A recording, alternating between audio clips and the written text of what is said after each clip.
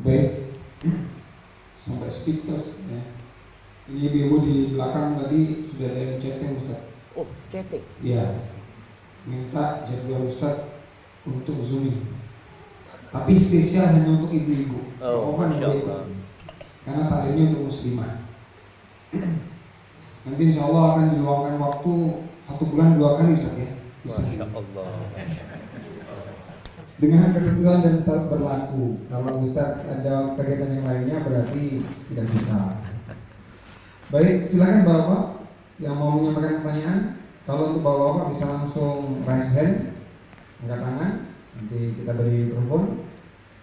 Untuk ibu-ibu silakan pertanyaannya diberikan pada Bu Fuad, Bu Silvi, nanti biar diberikan oleh beberapa pertanyaan ke kita. Sambil merehatkan kita suara dulu Ustaz. Ini nah Ustaz, kita nggak sadar ya, kita semuanya merasa nyaman-nyaman saja ya. Cuman beliau bicara lebih dari 1 jam loh.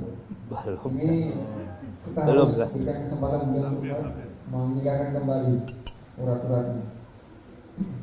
Mungkin bisa disiapkan Zafaron Amin Wad, dikasihkan ke minuman beliau biar lebih segar lagi. Moga silakan.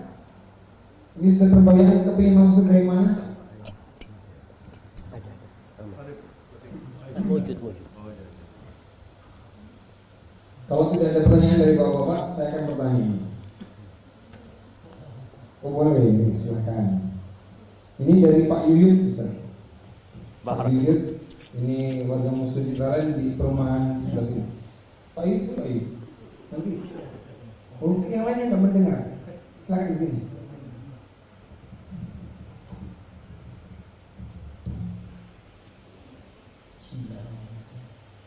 Assalamualaikum warahmatullahi wabarakatuh. Waalaikumsalam warahmatullahi wabarakatuh. Barakallahu fiik. Tadi Ustaz sudah menjelaskan panjang lebar gambaran di surga. Cuma di sini saya masih belum jelas. Nanti sebelum kiamat, sebelum masuk surga, kita kan di alam barzah terlebih dahulu. Nah, di alam barzah ini kan kita nggak tahu berapa lama. Sedangkan di alam barzah ini kan ada nikmat. Bagaimana gambaran kehidupan di alam barzah ini? Kalau kita diberikan nikmat atau azab itu. Subhanallah. Nah. Terima kasih sebenarnya Ustaz. Assalamualaikum warahmatullahi wabarakatuh. Waalaikumsalam warahmatullahi wabarakatuh. Sahih jamaah. Jadi Uthman bin Affan pernah dia berada di pinggiran kuburan, lalu dia meneteskan air mata. Ada yang bertanya kepada Uthman, "Tabki? Engkau nangis karena melihat ini, sedangkan disebutkan surga dan neraka engkau nggak nangis gitu loh." Kata Uthman bin Affan mengatakan, "Sami'tu Rasulullah sallallahu alaihi wasallam yaqul al-qabru awwalu manzilin min manazilil akhirah." Rasulullah sallallahu alaihi wasallam bersabda, kuburan itu adalah awal persinggahan ke akhirat. Kalau di tempat itu ringan, yang selanjutnya akan ringan insyaallah. Hidup kita di dunia, di atas dunia sama di atas bumi dengan di perut bumi itu lebih banyak di perut bumi. Kita bisa melihat Rasulullah sallallahu alaihi wasallam di muka bumi ini cuma 63 tahun. Hanya 63 tahun dengan segala perjuangan beliau. Di perut bumi berapa tahun Nabi SAW hidup? Berapa tahun coba?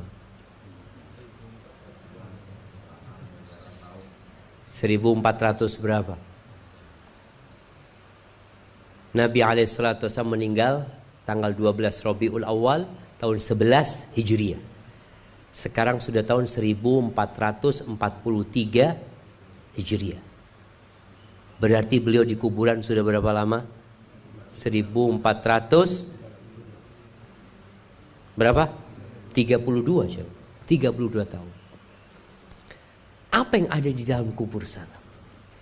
Sebagaimana tadi disebutkan, imma azab, imma nikmat. Rasulullah SAW menggambarkan bahwa setelah proses tanya jawab, proses sidang pertama di dalam kuburan ketika ditanya man rabbuk, ma dinuk, man nabiyuk.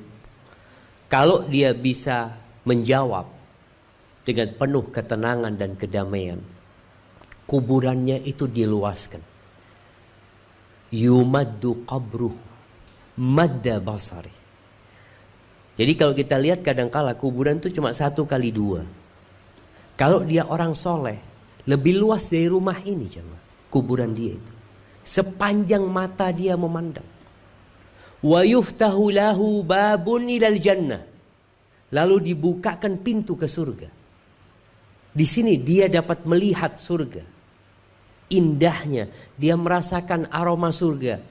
Ya kalau ana bayangin ya, Allahumma inna nas'alukal jannah ya. Kadang-kala kita kalau kepanasan, tahu-tahu lewat mall yang pintunya dibuka ya.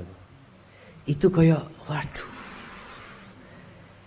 Nikmat gitu jam. Ini dibukakan surga jam. Di tempat yang sempit tadi yang kemudian diluaskan lalu dibukakan pintu ke surga. Lalu datang itu aromanya yang nikmat. Tapi namanya sendirian, tetap dia kesepian.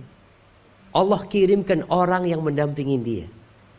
Datang orang yang kata Nabi SAW, hasanul wajhi, hasanul thiyab, tayyibur raihah. Datang orang yang wajahnya menyenangkan, pakaiannya indah, kemudian wangi orang ini.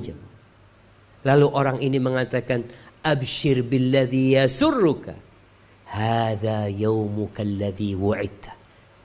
Bergembiralah engkau dengan yang menyenangkan dirimu, kata dia. Ini hari yang kau dijanjikan. Ini orang heran. Dia sendirian di kuburan, tahu-tahu ada yang menemani.